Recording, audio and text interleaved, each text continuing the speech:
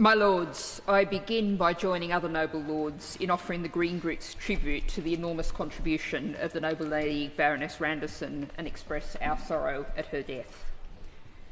We're debating now a measure, the increase of the secondary Class 1 national insurance contributions that was announced on the 30th of October. Feels like quite a long time ago in politics, but the timing is apt, if perhaps not intentionally by the government, given that this is what the High Pay Centre calls Fat Cat Monday, the day on which the chief executives of the FTSE 100 companies will have made more money by 11:30 a.m. today than their average worker does in a whole year. The median pay for FTSE 100 chief executives is $4.22 million, 113 times the median full-time workers' pay of £37,430. So that's after 29 hours. That's an equal amount of pay. If we compare that to last year, CEOs had to work a whole further 90 minutes to get to that figure. It's getting worse. It's heading in the wrong direction of inequality. Now, the noble Lord the Minister used the term working people 8 times in his fairly short introduction. What's the government going to do to rebalance the rewards for working people, from the cleaner to the CEO? If the government's looking for ideas, I'm happy to proffer the Green Party policy that the top paid person in an organisation should not be paid more than 10 times the lowest paid person. We could start perhaps by making that a requirement for bidding for government contracts.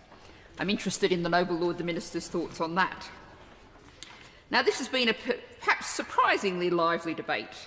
In one point in particular to note are the wise comments of the Right Reverend Prelate, the Bishop of Southwark, not currently in his place, about parties making promises during elections campaigns, particularly promises not to do things as a knee-jerk reaction when they come under rhetorical attack. We are in a country in an awful state, the state left by the former government, with eviscerated public services, rampant poverty and inequality, as Fat Cat Monday illustrates, and a terrible state of public and environmental health. The country had a hope, an expectation that the new government would come in with a plan, a worked-out vision for what to do. Instead, we have this national insurance employer contribution increase, a large plaster for many crucial services like health and social care, a toxic plaster on the obviously awful state of the national finances. Now, the noble lady Baroness Neville-Roth spoke about the importance of national morale.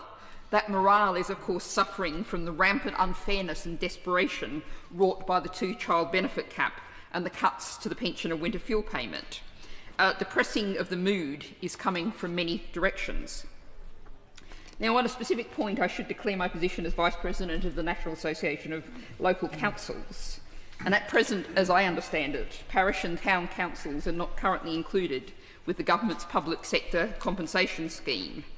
Now calculated that the cost of compensation for them would be just £10 million a year in England. Conversely, the absence of compensation could risk council tax rises of 1.5 to 3% for parish and town residents. Is that something the government is going to pick up? Now, my honourable friends in the other place were part of a reasoned amendment that this bill not be given a second reading, because the Office for Budget Responsibility has found that the increase in NI contributions will lead to stalled real wage growth and higher prices for workers and incur additional costs for publics and the third sector, and noting that the government did not choose to pursue more progressive forms of taxation, such as full equalisation of capital gains tax with income tax rates, and by introducing a wealth tax to raise revenue.